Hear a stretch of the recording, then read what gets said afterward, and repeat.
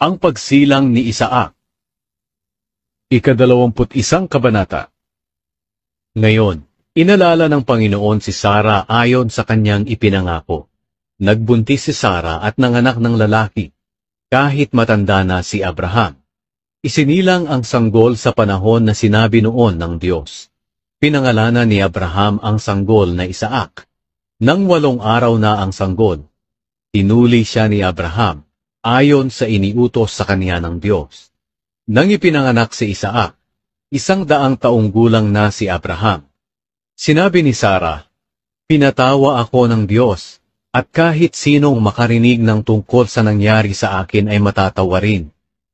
Sino kaya ang makapagsasabi kay Abraham na makakapagpasuso pa ako ng sanggol, pero nagkaanak pa ako, kahit matanda na siya?"